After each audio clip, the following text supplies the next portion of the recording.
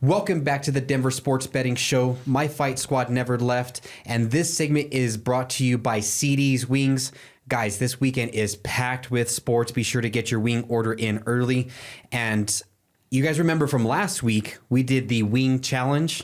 Ryan, unfortunately, was the loser. Yeah. Had to eat the last man standing wing. Delicious. I had one in the back, but it definitely made me question some decisions. So this week we have UFC 315 from Montreal, Quebec, Canada. 2 title fights on the line. But guys, we're going to start with Jose Aldo versus Ayman Zahibi. We have Jose Aldo, the King of Rio, as a minus 200 favorite, and Zahibi as a plus 170. Who you got? Yeah, so as betting, I don't really like the odds on this. So I think it's a Jose Aldo or pass on the bet situation, and I do think he will win the fight. Okay. Zahibi, bro. Like, it's... Aldo's that dude, right? He's been that dude, but Zahibi's been knocking dudes out in the first 2 rounds, the last 5 fights. So I think we're going to see what Conor did to him. Bro, maybe not that decisions. Man, that wing messed you up. Okay, that wing messed up your reality. Bro. I'm telling you guys. You can come find me if this don't hit. Are we doing another week bet? An official CDs, last man standing. So what are the odds? Minus 200. I think minus 200. Since you're going to go with a dog as the host, I say that's a 3-wing bet. Okay, I'm down. 3-wing? He has to agree. I'm down too, yeah. Okay, 3 wings, last man standing. It's going to be okay. CD's wings. Chepper, who you got? Yeah, I got Jose Aldo, man. I feel like he's just got more experience. You know, he hasn't been knocked out like Conor McGregor, knocked him out in that time, But, yeah, like, it's just Jose Aldo with the experience and the toughness. And I feel like if he goes out there and throws some power, I think he'll shut this dude down. Yeah. And Aldo, he is up there in age, but he has the pedigree. He does. He's a smooth operator on the feet. And I also think he's going to work in some of his leg kicks. He's gotten away from it, but he's also started to bring him back. So I think that's going to be his advantage. Give me Jose Aldo, the King of Rio. I'm in on the bet too. Let's go. Okay. All right. And then for the co-main event, the title fight between Valentina Shevchenko and Manon Fero, we have the champion as a plus 115 dog and Fero as a minus 135 favorite. Taylor, who you got? So yeah, value-wise, I think, again, the champion being plus money here, you have to go with Shevchenko. I think this is going to be the toughest fight for her. For the last 3 years, she's been focused on Grasso. That's all she's been focused on. This chick has been fighting everybody else that's great in the division. She's been improving, but I don't think you can count Shevchenko out. Like, she's nasty. She's always been nasty. She has the championship round experience, and I think she takes it, but it'll be a really, really tough fight. There's certain fighters that when you see them at plus money, you have to take it. A couple fights ago was Gaethje. Like, he was a dog. You had to take it. That's the same here. Valentina is such a dog. And with plus money, like, you have to take that. Like, I don't care who she's fighting. If she's plus money, you take that. Yeah, spot on. Who you got? I got the bullet, man. She's just... her competitive mindset in the game is awesome. She'll find the right strategies to go out there and fight these opponents. She pushes the pace, and I think she'll set the tone. Yeah, I couldn't agree more with everybody here. I got to go with Shevchenko as well. There's just something about championship pedigree. Been there, done that, and yeah, she's been focused on Grasso, but what'd she do to Grasso?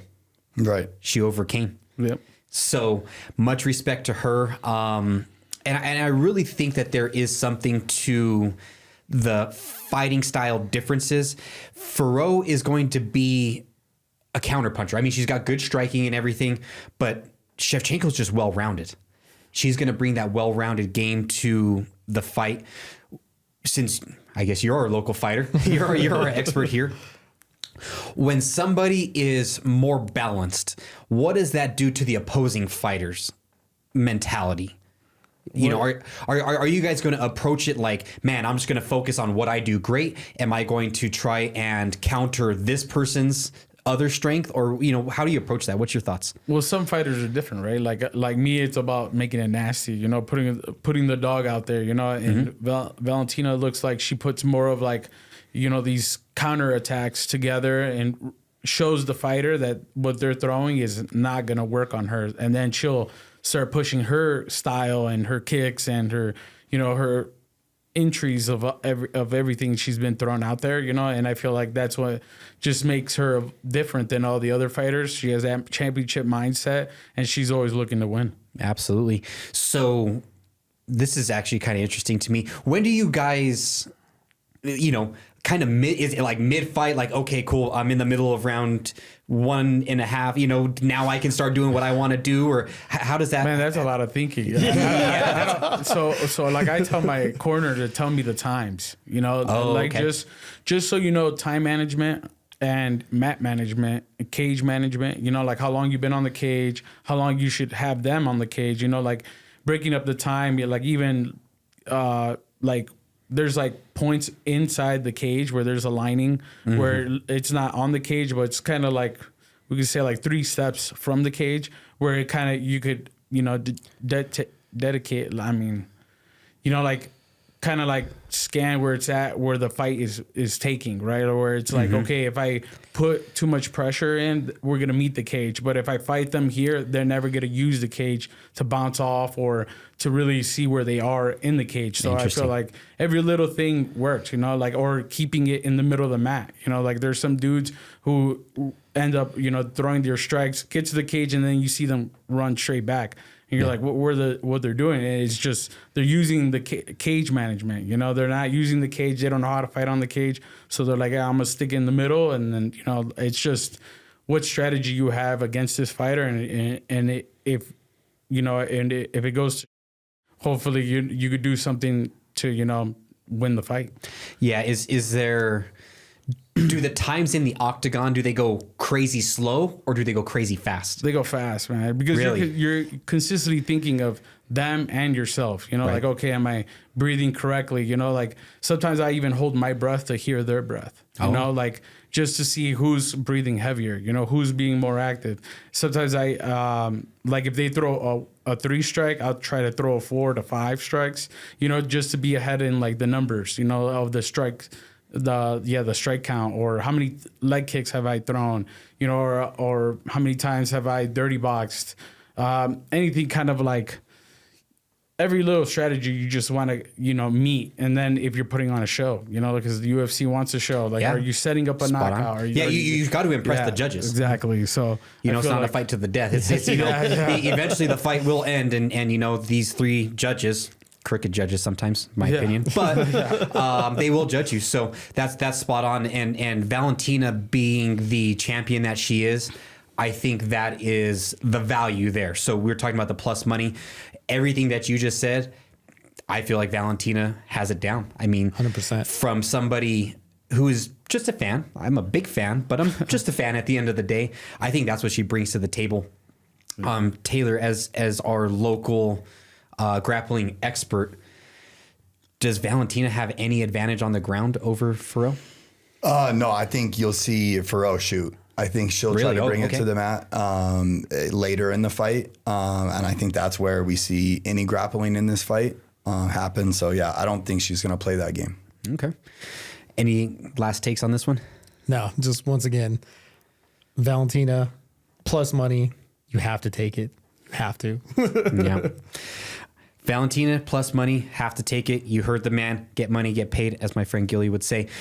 With the main event of the evening, we have Balal. Remember the name Muhammad versus Jack Della Maddalena. I don't think he has a fighting name, but either way, Taylor, who you got? Ain't nobody remembered his name, and this whole time, unfortunately for him. But I got JDM here, man. I think JDM brings the violence back to the welterweight division.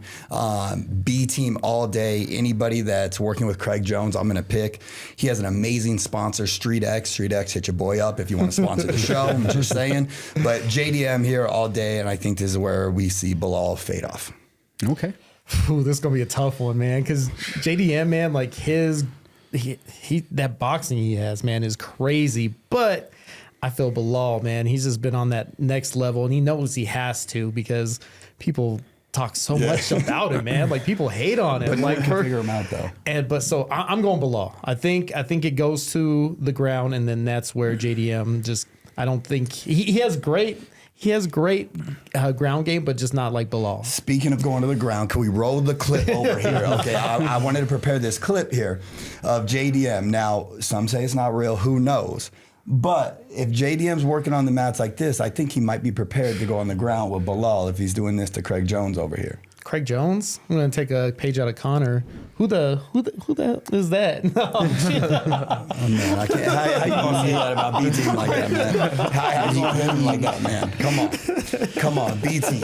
Volk's jiu-jitsu coach. Okay, you remember Volk when you were riding high on him the other day? It's because Craig Jones was with him. Okay. Who is that? Who you got? And then we'll sort all this stuff out. But give us your pick.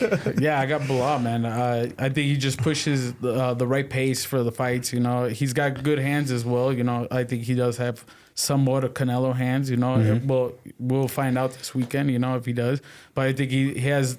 You know, he has a ground game kind of on his point too. You know, he beat Sean Brady, who destroyed. You know, what's his name? I don't even remember his name, who he just beat, but Leon, there you go. Mm-hmm. So it's like, I think Belal is just at another level right now with the competition part. You know, he's going in there winning, you know, winning the center of the cage. He's winning on the cage. He's winning, you know, wherever you kind of pushes the fight. He's kind of just showing dudes where he's mastering this whole new level of himself too, and maybe he's that champion that we have in all the weight classes where he stays and sticks around in that championship level. Yeah, 100%. And I'm with you. Balal is the champion. He didn't get there by accident. Mm-hmm. You know, he's got hands. His wrestling, I think, is. He's got a strategy. Let me say that. Mm-hmm. I think his strategy in all of his fights box you up a little bit towards the end of the round, take you down, win the round, win the fight. Yeah. And that's how he's become champion. Is it exciting? No. Mm-hmm. But the UFC belt doesn't say exciting or not on the bottom. It just says UFC champion, and he is the champion. JDM is not the number 1 ranked contender. He's not the number 2 ranked contender. He's not the number 3 ranked contender. He is number 5. Hear that? He's here because Shavkat got hurt. He's here because Shavkat got hurt in reality. And I think this is why he performs well here. It's because this is his Super Bowl. Like this is his shining moment in his life. This is his movie title rating. This is everything that he has. And I think that means something here. And I think he does come in here and put on an amazing, amazing show. And I look for like a late stoppage here is what I think is going to happen. I think Balal wins the first 2 rounds. And I think JDM comes back here at the end and then gets it done before the fight ends. Okay, so you showed us that clip and you were very passionate about it. But, I mean, they don't show the 10 seconds before that. They just show... That's the beautiful thing about social media. They show you the best part. But, you know, what was the guy's name? I even forgot his name. Craig Jones. Craig Jones. Who? Craig Jones. Who? Craig Jones. But, you know, he got him by the neck, twists him down. But, you know, blind squirrel finds a nut every once in a while. So I'm not putting his ground game on the same level as Balal. So if it ends up on the ground, I got Balal. I don't know, man. Balal has great takedown defense, and he uses his wrestling in his style of fighting very well. And like you were saying earlier with his style of fighting, like he's come out and said that's exactly what he wants to do. Oh, yeah. He's been very clear about it, yeah. And everyone knows that's what he wants to do, right? And nobody's been able to figure it out yet. And I'm just saying, you have a B team. I know you're going to talk crap on his name, okay? And you can do that all you want. Never meet him. He's going to be like you. Exactly. Twist you up real quick. But no, I really think he just brings another level to this fight. And Balal has so much hate. Talk about betting value. Okay, so bettors have cashed in on Balal, though, right? Because he's always been the underdog. Now he's like, what, 240, something like that. Favorite, I think. 180. I thought it was lower. So even that high, though, he's still a favorite. Yeah. He's coming in here. So I think value-wise, this is a really, really tough bet or tough fight to bet. But yeah, I really think JDM gets it done here. Y'all can talk all the smack you want. You're going to be eating wings, and then you're going to be getting twisted up real quick. And I love that because the money has come in heavy on JDM this week. Watching the line move, and I think it went down to like minus 300 at one point. Yeah. So It'll be very interesting to see. The beautiful part about all of this, it'll all be settled Saturday night. So before we go, what's on the horizon for you? Man, just doing this move to Vegas and then throwing my name in for any kind of opportunity. I know they're doing some matchmaking for other dudes that are ahead of me. Hopefully those fights happen and then I could be in the mix. But just calling out any guy in the top 15, top 10, the number 3 guy, it don't matter. The champion. If nobody wants to fight him, your game. And call out everyone. Yeah, give us a name. Do you have somebody specifically you want? No, just because like I've asked for people. Like I've asked for Josh Emmett, and he already got matched up with 2 different fighters, And then I've asked for Edson Barbosa. I've asked even my rematches against Steve Garcia, Berto, even Pat Sabatini, and he said no. So it's like I've been throwing my name in for these dudes where they're getting more of a shine, In the paperwork, they're like, why they're calling this dude out? He's higher ranked. Let's keep this guy active, And then it's leaving me out in the end, getting scraps like Ramos, And that's the dude who was good and everything, but I feel like he was somebody that I didn't have to fight to get through. But man, I'm ready to fight anybody, anytime, anywhere. Like I've told my manager, like I fought Jack at his home territory in Australia, and it was a short notice. I'm like, man, whatever, just to show the UFC I'm down. And the more I stay in it, like I've asked for like fights every other month. I was like, hey man, like as long as I'm good, nothing's broken, like put me in. Yeah. So that dog's still barking. Is even outside of your future trajectory and your fights, is there just like one dude like, man, I would just like really love to fight him, or past or present? We'll say that too. Man, past Jose Aldo was one. Like just because he was in that mix, and I was at 45, so I was like, man, it would be cool to see our styles against each other. You know? But yeah, he was a great champion for a long time. So I kind of missed the bullet because he went down to bantamweight. But you never know if I go down there to scrap him up or tell him to come up to featherweight and just give a show. Yeah, I think that's perfect and very fitting with Jose Aldo fighting this weekend. The King of Rio, we got a wing bet on it. Yep. There it is. All right. So yeah, be sure to tune in. And guys, with that being said, I want to thank you for tuning in. Be sure to get your wing order in at CD's Wings, and we'll see you next week.